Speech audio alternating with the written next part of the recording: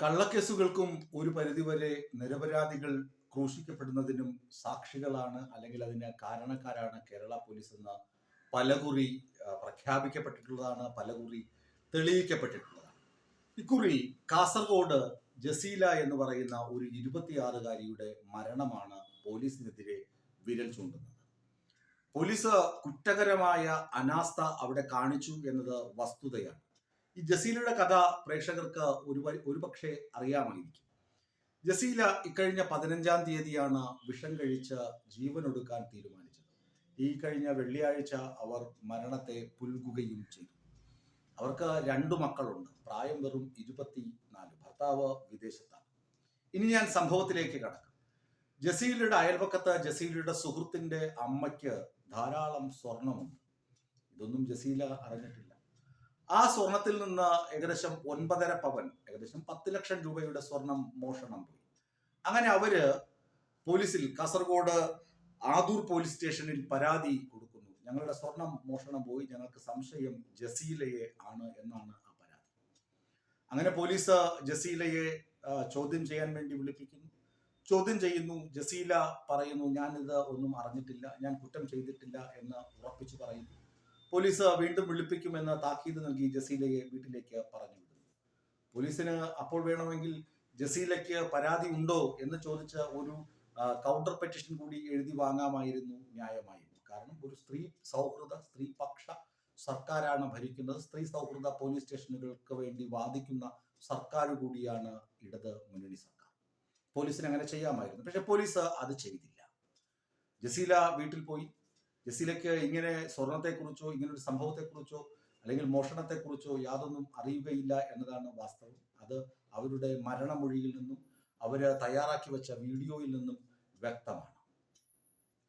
കുറച്ച് ദിവസങ്ങൾക്ക് ശേഷം ഈ പറയുന്ന അയൽ വീട്ടുകാരും അതുപോലെ തന്നെ ജസീലയുടെ ഭർത്തൃ വീട്ടുകാരും ജസീലയുടെ വീട്ടിലെത്തി ഇതുപോലെ വഴക്കുണ്ടാകും. നിങ്ങൾ സ്വർണം എടുത്തെങ്കിൽ തിരിച്ചു കൊടുക്കും, നമുക്ക് ഇരു ചെവി അറിയാതെ കേസ് ഒത്തുതീർപ്പാക്കാം എന്നൊക്കെയായിരുന്നു ആ ഇടപെടലുകൾ. അങ്ങനെ അയൽവീട്ടുകാർക്കൊപ്പം തന്നെ വിശ്വസിക്കേണ്ട ഭർത്തൃ വീട്ടുകാർ, താൻ പറയുന്ന സത്യങ്ങൾ മനസ്സിലാക്കാൻ ഉത്തരവാദിത്വമുള്ള ഭർത്തൃ വീട്ടുകാർ കൂടി തന്നെ മാനസികമായി പീഡിപ്പിക്കാൻ ശ്രമിച്ചപ്പോൾ ജസീല ജീവൻ ഒടുക്കാൻ തന്നെ തീരുമാനിച്ചു. 2 കുട്ടികൾ, തനിക്ക് പറക്കമുറ്റാത്ത 2 കുട്ടികളുണ്ട്.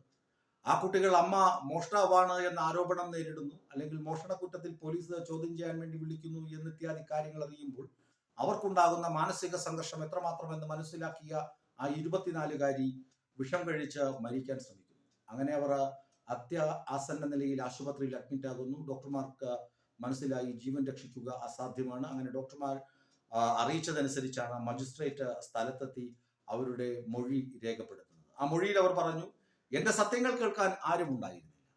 എന്റെ മക്കൾ അനാഥരാകുമെന്നും എന്റെ മക്കൾ മോഷ്ടാവിന്റെ മക്കളാണെന്ന് മുദ്രകുത്തപ്പെടുമെന്നുമുള്ള പരമാർത്ഥം ഇവരാരും മനസ്സിലാക്കിയില്ല. എന്നെ മാനസികമായി ടോർച്ചർ ചെയ്തു, ഒരുപാട്. എന്നെ ജീവിക്കാൻ അനുവദിക്കാത്ത വിധത്തിൽ അവരുടെ ആരോപണങ്ങൾ ഉയർന്നത് കൊണ്ട് മാത്രമാണ് ഞാൻ ഈ വഴി തെരഞ്ഞെടുത്തത് എന്ന് അവർ മജിസ്ട്രേറ്റിനോട് പറഞ്ഞു. ഈ വിഷം കഴിക്കുന്നതിന് മുമ്പ് തന്നെ ജസീല തന്റെ മൊബൈലിൽ ഒരു വീഡിയോയും റെക്കോർഡ് ചെയ്ത് വെച്ചിരുന്നു. ആ വീഡിയോയിലാണ് ബാക്കി കുറെ കാര്യങ്ങൾ പറയുന്നത്. ഇങ്ങനെ ഈ പറയുന്ന കൂട്ടുകാരിയുടെ അമ്മയ്ക്ക് ഇത്രയധികം സ്വർണം ഉണ്ടെന്ന കാര്യം കൂടി തനിക്ക് അറിയില്ല എന്ന് അതിൽ വ്യക്തമാക്കുന്നു.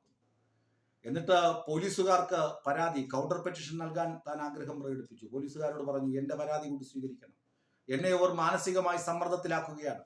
തിരുവനന്തപുരത്ത് നമുക്കറിയാം പേരൂർക്കട പോലീസ് ചെയ്ത ക്രൂരത. ഒരു ദളിത് യുവതിയെ മോഷണക്കുറ്റത്തിൽ, മാല മോഷ്ടിച്ചുവെന്ന കുറ്റം ആരോപിച്ച് ഏതാണ്ട് 48 മണിക്കൂറോളം സ്റ്റേഷനിൽ ഇരുത്തി അപമാനിച്ചു. പക്ഷേ അന്ന് ആ വീട്ടമ്മയെ സഹായിക്കുവാൻ ഒരു CPM അഡ്വക്കേറ്റ് ഉണ്ടായിരുന്നു. CPM അനുഭാവിയും CPM നേതാവുമായ അഡ്വക്കേറ്റ് ഉണ്ടായിരുന്നു.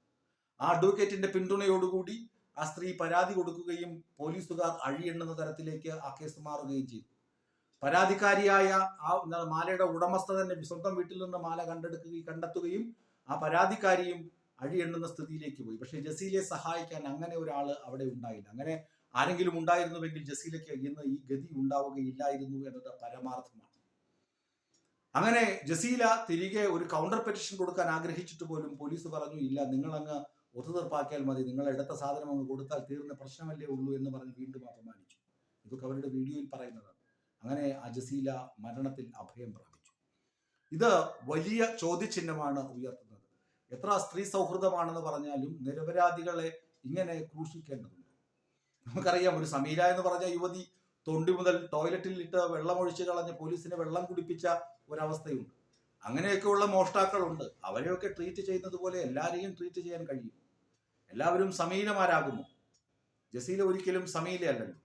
അങ്ങനെ കാസർഗോഡ് പോലീസ് കേരള സർക്കാരിനും ആഭ്യന്തര വകുപ്പിനും കളങ്കം ചാർത്തുന്ന വിധം പ്രവർത്തിച്ചത് കൊണ്ടാണ് ജസീലയ്ക്ക് ഇന്ന് ജീവൻ നഷ്ടമായത്. ഇതിന്റെ ഉത്തരവാദിത്വത്തിൽ നിന്നും ആഭ്യന്തര വകുപ്പിനും കേരള പോലീസിനും കൈകഴുകാനാവുകയില്ല എന്നതാണ് പരമാർത്ഥം.